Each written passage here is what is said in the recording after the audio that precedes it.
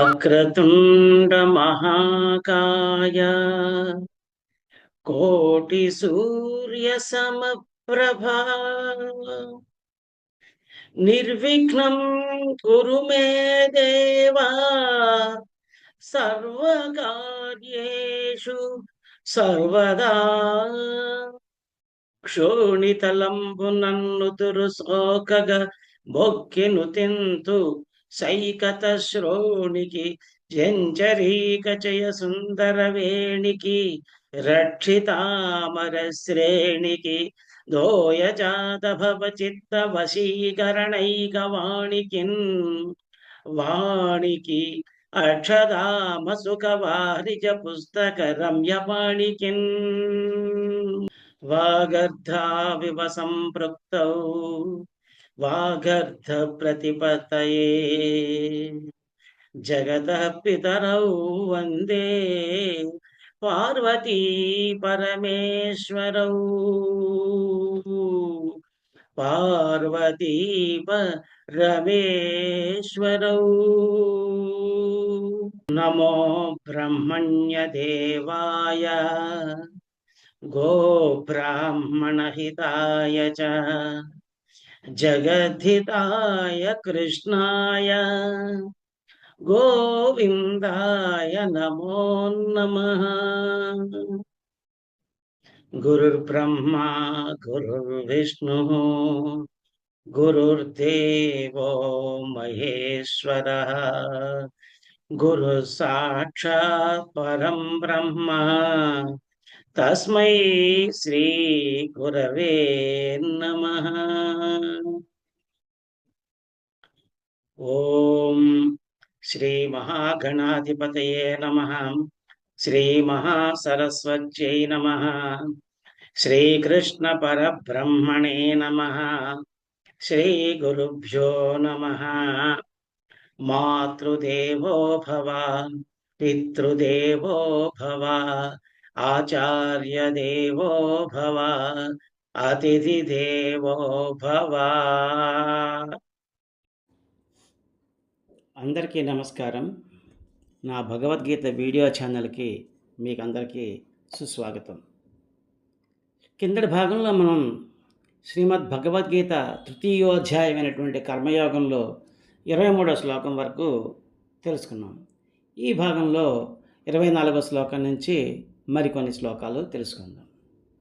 ఇంతవరకు ఈ అధ్యాయంలో ఏం జరిగిందనే విషయాన్ని ఒకసారి మనం చూసుకున్నట్టయితే కనుక, అర్జునుడికి శ్రీకృష్ణ పరమాత్మ సాంఖ్యయోగము కర్మయోగము 2వ అధ్యాయంలో ఉపదేశించంగా అది విన్నటువంటి అర్జునుడు శ్రీకృష్ణ పరమాత్మతోటి ఇలా అంటున్నాడు, కృష్ణ, కర్మయోగం కంటే జ్ఞానయోగమే గొప్పదని నువ్వు అనుకునేటట్టయితే కనుక నన్ను హింసాత్మకమైనటువంటి ఈ కర్మకి అంటే యుద్ధానికి నన్ను ఎందుకు పురికొల్పుతున్నావు, నన్ను నియోగిస్తున్నావు?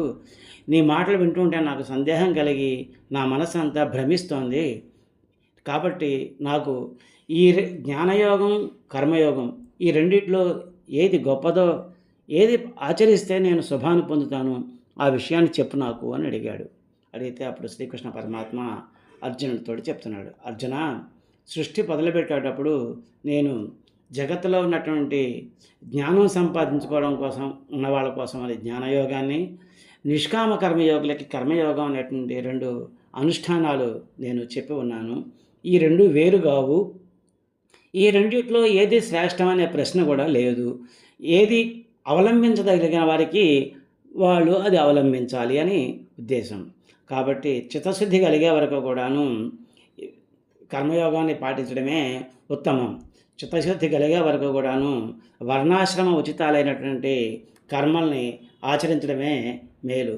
పురుషుడు కర్మలను ఆచరించకుండా జ్ఞానం పొందలేడు. కేవలం కర్మలు విడిచిపెట్టడం వల్ల ఎటువంటి సిద్ధి అంటే మోక్షం జరగదు. కర్మత్యాగం అంటే అనాసక్తి. కర్మల్ని మనం త్యజించలేము. కర్మ చేయకుండా ఎవరు ఒక్క క్షణం కూడా ఉండలేరు.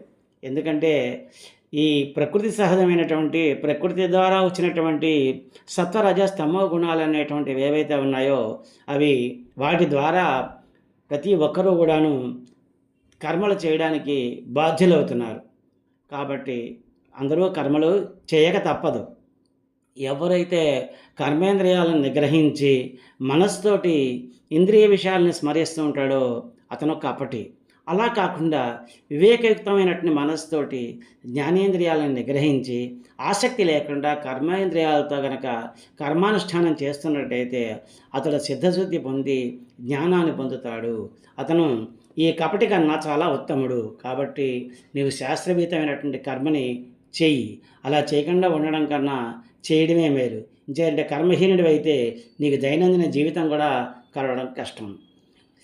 ఈశ్వర ప్రీత్యర్థం చేసే కర్మ కన్నా వేరే ఏ కర్మ చేసినా కూడా ఆ కర్మతోటి ఈ మనుష్యుడు బంధింపబడతాడయ్యా. బంధాలు ఏర్పడతాయి. ఈశ్వర ప్రీత్యర్థం చేసే కర్మతోటి నీకు ఎటువంటి బంధాలు ఉండవు. కాబట్టి నువ్వు భగవంతుడిని ఉద్దేశించి ఆసక్తి లేకుండా కర్మలను చేయి. పూర్వం సృష్టి ఆరంభంలో బ్రహ్మ జీవులతో పాటు యజ్ఞాలని కూడా సృష్టించి వారికి ఇలా చెప్పాడు, మీరు ఈ యజ్ఞాల ద్వారా సదా సమృద్ధిని పొందుతారు. ఈ యజ్ఞాలు మీకు అభీష్టాలను నెరవేర్చే కామధేనువులు అవుతాయి అని చెప్పాడు. ఈ యజ్ఞాలు మీరు చేసి దేవతలకి ప్రీతి కలిగించండి. వారు మిమ్మల్ని వర్షాదులతో అనుగ్రహించి మీరు కావలసిన కోరికలు తీరుస్తారు. ఇట్లు మీరిద్దరూ పరస్పరం ప్రేమతోటి ప్రీతితోటి మీరు మోక్షాన్ని పొందుతారు అని చెప్పాడు. యజ్ఞాల వల్ల సంతోషించి దేవతలు మీరు కోరిన భోగాలను ఇస్తారు. కాబట్టి ఆ భోగాలను ఏవైతే ఉన్నాయో వాటిని దేవతలకు నివేదించకుండా మీరు అనుభవించవద్దు. అలా అనుభవిస్తే కనుక మీకు పాపం వస్తుంది. ఎవరైతే యజ్ఞశేషాన్ని అంటే దేవతలు ఇచ్చినటువంటి దాన్ని భగవంతుడికి నివేదించి దేవతలకు నివేదించి దాన్ని భుజిస్తారో వాళ్ళకి పాపాల నుంచి విముక్తి లభిస్తుంది. అలా కాకుండా వాళ్ళ కోసం వాళ్ళే వండుకుని తినేటువంటి వాళ్ళకి పాపమే వస్తుంది అని చెప్పాడు. ఇంకా ఏం చెప్పాడు, ఈ అన్నం ద్వారా ప్రాణుల యొక్క శరీరాలు ఉత్పన్నమవుతున్నాయి. ఆ అన్నం మేఘం వల్ల అంటే మేఘంలో ఉండేటువంటి వర్షం వల్ల వస్తుంది. ఆ మేఘం యజ్ఞం ద్వారా కలుగుతుంది. ఆ యజ్ఞం ఈ హోమాది కర్మల ద్వారా జరుగుతూ ఉంటుంది. కర్మ వేదాల నుంచి కలిగిందని తెలుసుకో. ఆ వేదాలు పరమాత్మ నుంచి వెలువడ్డాయి. కాబట్టి సర్వవ్యాపి అయినటువంటి ఈ వేదం ఏదైతే ఉందో యజ్ఞంలో ఎప్పుడూ ప్రతిష్ఠితమై ఉంటుంది. అంటే వేదాల ఆధారంగా యజ్ఞాలు జరుగుతూ ఉంటాయి. ఎవరైతే ఈశ్వరుడితోటి నిర్మించబడినటువంటి ఈ కర్మచక్రాన్ని అనుసరించకుండా ఉంటాడో అతడు ఇంద్రియాసక్తుడు, పాపజీవి అయి అతని జీవితం వ్యర్థమైపోతుంది. ఎవరైతే ఆత్మయందే ప్రీతిని, ఆత్మయందే తృప్తిని, ఆత్మయందే సంతుష్టిని పొందుతున్నాడో అతనికి ఎటువంటి కర్తవ్యాలు ఉండవు. ఈ జగత్తులో అటువంటి వానికి కర్మానుష్ఠానం వల్ల ఎటువంటి ప్రయోజనం ఉండదు. కర్మ చేయకపోవడం వల్ల ఎటువంటి పాపం ఉండదు. ఎందుకు అంటే అతనికి ఈ సృష్టిలో ఉండేటువంటి ఏ ప్రాణితోటి కూడా అతనికి ఏ విధమైనటువంటి ప్రయోజనకరమైనటువంటి సంబంధం ఉండదు. కాబట్టి అలాంటి సంబంధం లేని వాళ్ళు మాత్రమే కర్మ చేయకపోయినా పర్వాలేదు. మిగిలిన జీవులందరూ కూడా కర్మ చెయ్యాలి అని చెప్పాడు. కాబట్టి నువ్వు అనాసక్తుడివై కర్తవ్య కర్మని ఆచరించు. అలా ఎప్పుడైతే కోరికలు లేకుండా కర్మం చేస్తావో అప్పుడే నీకు ముక్తి కలుగుతుంది. అలా చేసి జనకుడు మొదలైనటువంటి రాజర్షులు ఆత్మజ్ఞానాన్ని పొందారు. నీకు ఆత్మజ్ఞానం ఉన్నా కానీ లోక సంగ్రహార్థం అంటే లోకం కోసం అని చెప్పేసి లోకంలో ఉన్నటువంటి జనులందరినీ ధర్మనిరతులుగా చేయడం కోసం నువ్వు కర్మలు చేయడం ఉచితం. ఎందుకంటే శ్రేష్ఠులైన వ్యక్తులు ఆచరించే కర్మనే జనసామాన్యం ఆచరిస్తుంది. వాళ్ళు దేన్ని ప్రామాణికంగా తీసుకుని ఆచరిస్తూ ఉంటారో సాధారణ జనులు కూడా దాన్ని ఆచరిస్తూ ఉంటారు. అర్జున తెలుసుకో, ఈ ముల్లోకాల్లో నాకు ఏ విధమైనటువంటి కర్తవ్యం లేదు. నేను పొందాల్సింది కానీ నేను పొందదగినది కానీ ఈ ముల్లోకాల్లో ఏదీ లేదు. అయినా కానీ ఈ లోకాలకి ఆదర్శంగా నిలపడం కోసం నేను కర్మం చేస్తున్నాను. ఎందుకంటే నేను ఎప్పుడైనా ప్రమత్తతతోటి అలసత్వంతో కర్మం చేయకపోయినట్టయితే ఆ జనులు సర్వవిధాలా నన్నే అనుసరిస్తారు. కాబట్టి నేను నాకు అవసరం లేకపోయినా కూడా నేను లోకంలో జనులందరికీ ఒక ఆదర్శ పురుషుడిగా ఉండడం కోసమే నేను కర్మలు చేస్తున్నాను సుమా అని చెప్పాడు. ఇంతవరకు కింద భాగంలో తెలుసుకున్నాం. ఈ భాగంలో 24వ శ్లోకం నుంచి తెలుసుకుందాం. శ్రీమద్భగవద్గీత అథ 3యోऽధ్యాయః కర్మయోగः. 24వ శ్లోకం. ఉత్సీదేయుర్మే లోకాన కుర్యాం కర్మ చేదహం శంకరస్య చ కర్తాస్యాం ఉపహన్యామిమాః ప్రజాః. శ్లోకం మళ్ళీ ఇంకొకసారి. ఉత్సీదేయురిమే లోకాన కుర్యాం కర్మ చేదహం శంకరస్య చ కర్తాస్యాం ఉపహన్యామిమాః ప్రజాః. ఈ శ్లోకం యొక్క పదవిభాగం చూద్దాం. ఉత్సీదేయు దేయు ఇమే ఉత్సీదేయురిమే అవుతుంది. లోకా నకుర్యాం చేత్ అహం నకుర్యాం చేత్ అహం అవుతుందన్నమాట. నకుర్యాం కర్మ చేదహం అది అవుతుందన్నమాట. శంకరస్య చ కర్త స్యాం ఉపహన్యాం ఇమాః ప్రజాః ఉపహన్యామిమాః ప్రజాః అవుతుందన్నమాట. ఈ పద విభాగం యొక్క ఈ పదాలన్నిటికీ ఇప్పుడు అర్థాలు తెలుసుకుందాం. ఉత్సీదేయు చెడిపోతారు. ఇమే ఎవరు? ఈ లోకా జనులు. జనులు చెడిపోతారయా ఎందుకు? నకుర్యాంచేత్ చేయకుంటే కర్మను ఎవరు? అహం నేను చెప్పాడు కదా కర్మ చేస్తున్నాను అని చెప్పేసి, అలా నేను చేయకపోయినట్టయితే ఈ జనులంతా చెడిపోతారు. చెడిపోయి శంకరస్య చ వర్ణ సంకరానికి కూడా కర్తను శ్యాం అవుతాను, ఉపహన్యాం చెడగొట్టిన వాడిని, ఇమాహ ఈ ప్రజాహ జీవులను అన్నాడు. నేను గనక కర్మలు చేయకుండా ఉంటే కనుక ఈ జీవులంతా చెడిపోతారు. అంతేకాకుండా వర్ణసంకరం కావడానికి కూడా నేను ఈ జీవులందరి యొక్క వర్ణసంకరం చేయడానికి కూడా నేను కారకుడు అవుతాను. ఈ జీవులని చెడగొట్టిన వాడిని అవుతాను సుమా అని చెప్పేసి చెప్తున్నాడు అనమాట. ఈ శ్లోకం పైన ఉన్నటువంటి పద్యాన్ని చూద్దాం. నేను కర్మల చేయక మాను చూరకుందు నేనిల మనుజులు కూడా మాని చెడుటయే కాక కులములు చెడును మరియు నరులు చెడుటకు నే కారణం బౌదును. పద్యం మళ్ళీ ఇంకొకసారి. నేను కర్మలు చేయక మాను చూరకుందు నేని ఇలా ఈ మనుజులు కూడా మాని చెడుటయే కాక కులములు చెడును మరియు నరులు చెడుటకు నే కారణం బౌదును. ఈ శ్లోకం యొక్క భావం చూద్దాం. అర్జున, నేను కర్మలు చేయకుండా ఉంటే ఈ లోకాలన్నీ కూడా నశిస్తాయ్యా. నేను వర్ణశంకర కారకుడిని అవుతూ ప్రజల వినాశనానికి, ప్రజలంతా చెడిపోవడానికి నేను కారకుడిని అవుతాను అని చెప్పేసి చెప్తున్నాడు. అందుచేత నేను కర్మలు చేస్తున్నాను సుమా. నాకు అవసరం లేకపోయినా కూడా అందుచేతనే నేను ఈ కర్మలన్నీ, మానవుడు చేయాల్సిన కర్మలన్నీ నేను పాటిస్తున్నాను అని చెప్పేసి చెప్పాడు. తర్వాత 25వ శ్లోకం. సక్తాః కర్మణ్య విద్వాంసో యథా కుర్వంతి భారత కుర్యాద్ విద్వాంస్తథా సక్తః చీకుర్షుర్లోక సంగ్రహం.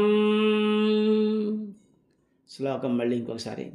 సక్తాః కర్మణ్య విద్వాంసో యథా కుర్వంతి భారత కుర్యాద్ విద్వాంస్తథా సక్తః చీకుర్షుర్లోక సంగ్రహం.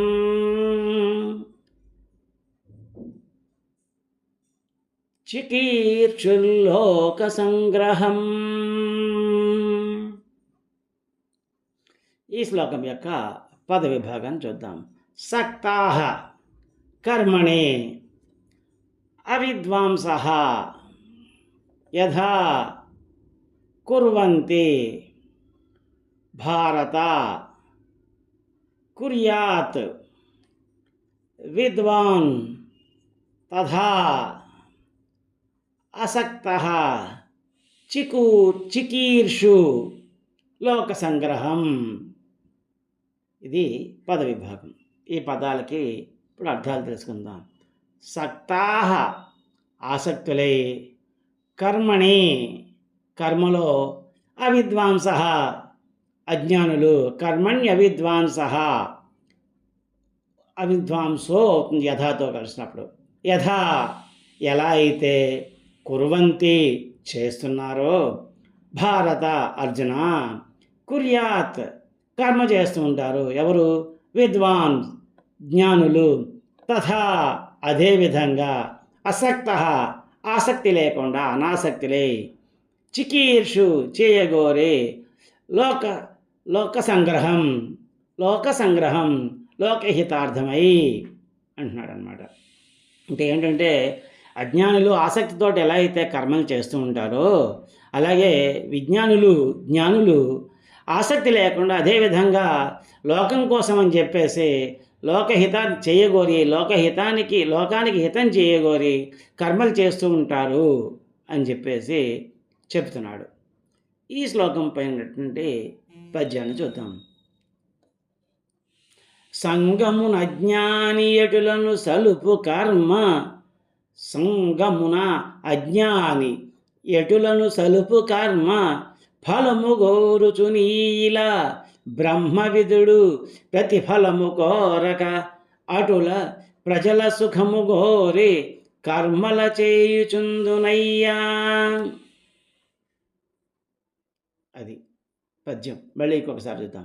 సంగమున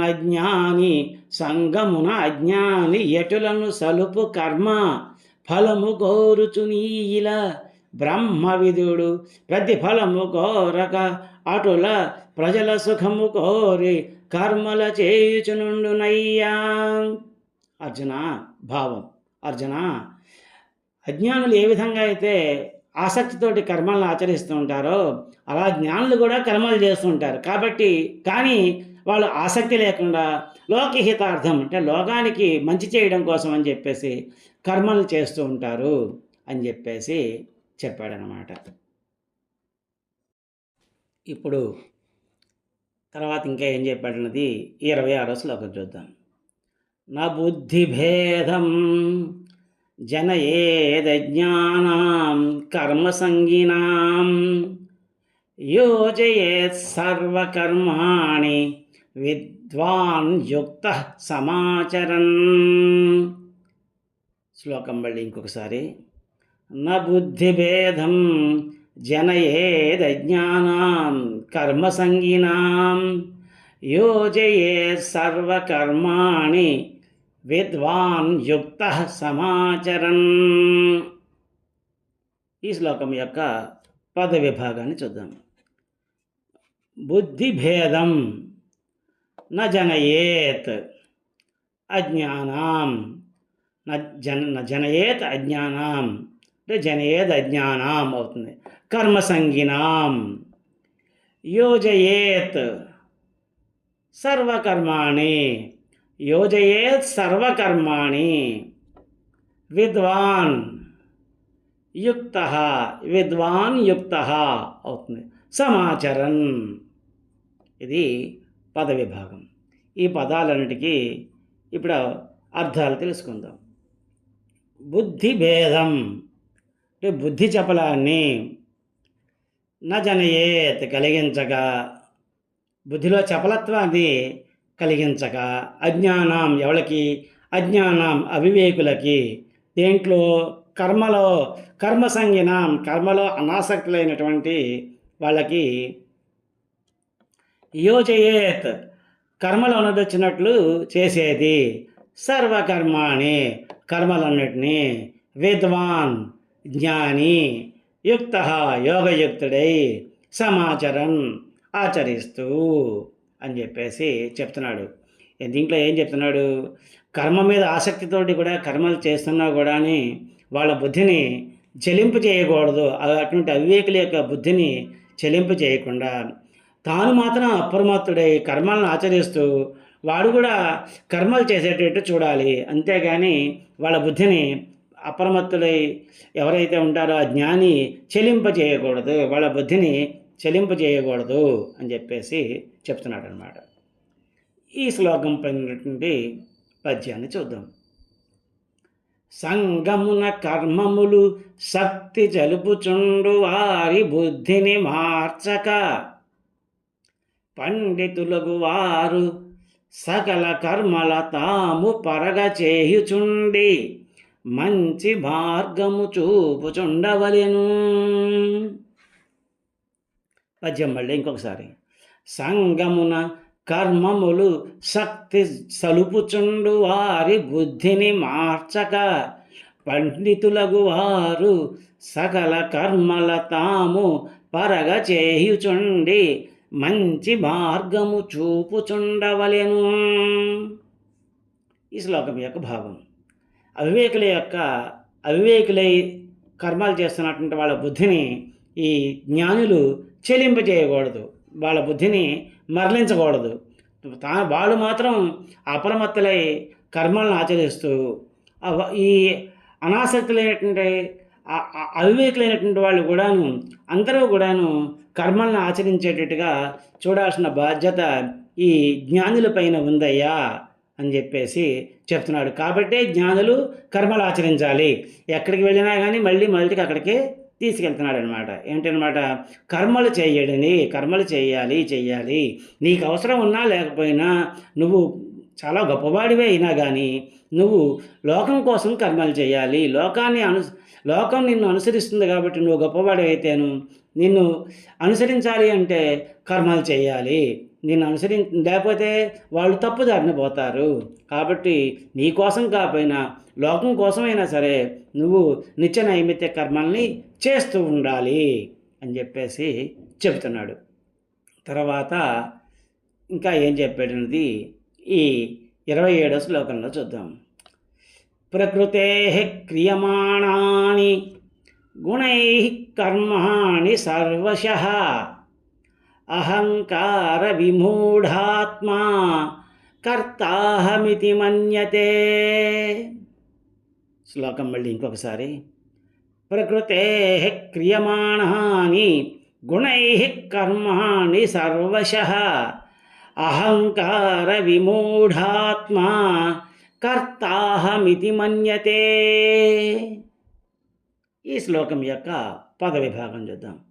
ప్రకృతే క్రియమాణాని గుణై కర్మాణి సర్వశః అహంకార విమూఢాత్మా కర్త అహం ఇతి కర్తాహమితి అవుతుంది, మన్యతే. ఈ శ్లోకం యొక్క పద విభాగం తెలుసుకున్నాం కదా.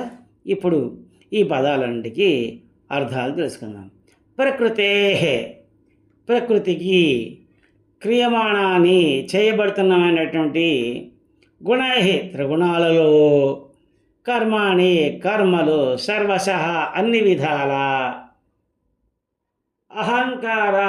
అహంకారంతో విమూఢాత్మ మనసు చెడినవాడు, కర్త చేస్తున్న వానిని, అహం నేను, ఇతి అని మన్యతే తలుస్తాడు. యాక్చువల్గా సహజంగా ఈ ప్రకృతి యొక్క త్రిగుణాల ద్వారా ఈ కర్మలన్నీ చేయబడుతూ ఉంటాయ్యా.